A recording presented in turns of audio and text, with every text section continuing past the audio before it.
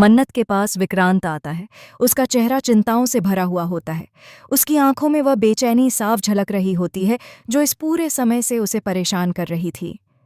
विक्रांत धीरे धीरे कदम बढ़ाता है और मन्नत के सामने खड़ा होकर कहता है, मन्नत, मुझे तुमसे कुछ ज़रूरी बातें करनी हैं। बहुत कुछ दिल में दबा रखा है और अब वक्त आ गया है कि सब साफ हो जाए। लेकिन मन्नत, जो अंदर ही अंदर खुद को टूटा हुआ महसूस कर रही थी, विक्रांत को आते ही उल्टा जवाब देती है। उसकी आंखों में गुस्सा और आंसुओं की नमी साथ साथ तैर रही होती है। वह विक्रांत की तरफ देखती भी नहीं और कठोर लहजे में कह देती है, मुझसे बातें करने आए हैं आप? जाइए, जाइए और उस मल्लिका के पास जाइए। मेरे पास आपके लिए अब कोई बात बाकी नहीं बची है। आपने तो पहले ही अपनी पसंद दिखा दी है कि आपको किसके करीब रहना है। विक्रांत उसकी बातें सुनकर एक पल के लिए चौंक जाता है। वह सोच भी नहीं सकता था कि मन्नत इस तरह से उसकी भावनाओं को गलत समझ लेगी। वह शांत रहकर उसे समझाने की कोशिश करता है, मन्नत, तुम गलत समझ रही हो। मेरा और मल्लिका का रिश्ता सिर्फ।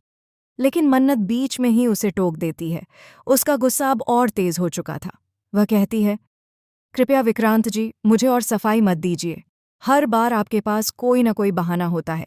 कभी आप कहते हैं सबूत जुटाना जरूरी है, कभी कहते हैं ऐश्वर्या आंटी को एक्सपोज करना है। लेकिन असल में तो आप सिर्फ सबूत सबूत की रट लगाए हुए हैं।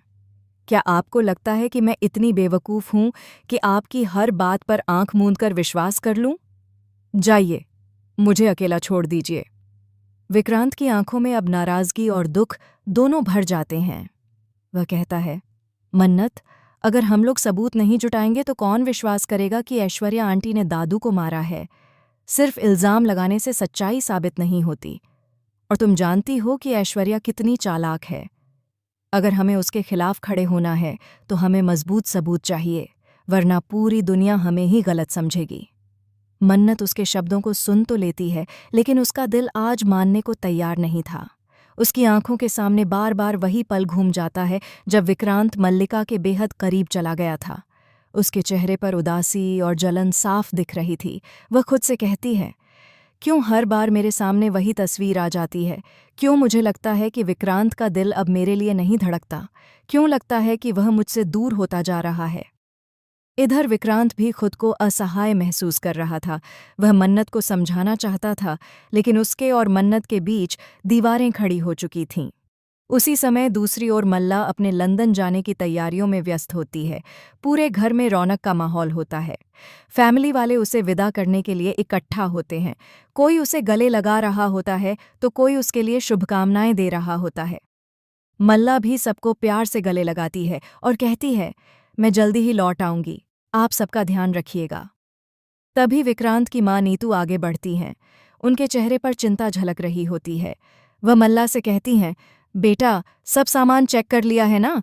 कहीं कोई ज़रूरी चीज़ छूटी तो नहीं? पासपोर्ट, टिकट, पैसे, सब कुछ ठीक से रखा है? मल्ला मुस्कुराते हुए सिर हिलाती है और कहती है, जी आंटी, सब रख लिया है, बस एक बार चेक कर लेती हूँ। वह अपना पर्स खोलती है और सामान देखने लगती है। अचानक उसके चेहरे का रंग उड़ जाता है। उसकी आंखें चौड़ी हो जाती हैं और हाथ कांपने लगते हैं। घबराई हुई आवाज़ में वह कहती है, ये कैसे हो सकता है? मेरा पासपोर्ट पर्स में नहीं है। पूरा घर एक पल के लिए सन्न रह जाता है। सब लोग एक दूसरे की तरफ देखने लगते हैं। मल्ला जोर जोर से अपना पर्स टटोलती है, अलमारी खोलती है, बैग्स चेक करती है, लेकिन पासपोर्ट कहीं नहीं मिलता। अब सबकी निगाहें एक ही दिशा में घूम जाती हैं, मन्नत की तरफ। ऐश्वर्या तुरंत मौके का फायदा उठाती है। उसके चेहरे पर एक चालाक मुस्कान होती है और वह ऊंची आवाज में कहती है, समझ गई मैं, पासपोर्ट किसने चुराया है? और कौन हो सकता है? वही मन्नत। उसने ही पासपोर्ट उठाया है। तूने ही पासपोर्ट चुराया है मन्नत। चुपचाप निकाल और हमें दे दे। उसकी पूरा माहौल एकदम तनावपूर्ण हो जाता है। मन्नत हैरान रह जाती है। उसकी आंखों में आंसू भर आते हैं। वह कांपते हुए शब्दों में कहती है, क्या? आपने ये क्या कह दिया आंटी? मैंने किसी का पासपोर्ट नहीं चुराया। मैं क्यों ऐसा करूंगी? लेकिन ऐश्वर्या हार मानने वालों में से नहीं थी।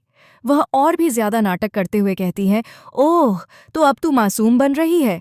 जब भी घर में कुछ गड़बड़ होती है, तेरा ही नाम आता है। सबूत चाहिए? अभी पुलिस बुलाती हूं और तेरा सच सबके सामने आ जाएगा।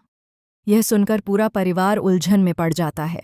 कुछ लोग ऐश्वर्या की बातों में आकर मन्नत पर शक करने लगते हैं, जबकि कुछ लोग चुप रहते हैं। इधर विक्रांत खड़ा सब कुछ देख रहा था। उसके दिल में तूफान मचा हुआ था। वह सोच रहा था, क्या सच में मन्नत ने ऐसा किया होगा? नहीं, मन्नत ऐसा कर ही नहीं सकती। लेकिन अगर उसने नहीं किया तो पासपोर्ट आखिर गया कहाँ? मन्नत की आंखों से आंसू लगातार गिरते जा रहे थे। वह चिल्लाकर कहती है, मैंने कुछ नहीं किया। आप सब मुझ पर विश्वास क्यों नहीं करते? मैं क्यों किसी का नुकसान चाहूंगी? लेकिन ऐश्वर्या अब भी उस पर इल्जाम लगाने से पीछे नहीं हटती। वह और भी ऊंची आवाज में कहती है, तू ही चोर है मन्नत। तूने ही ये सब किया है क्योंकि तुझे मल्ला से जलन होती है।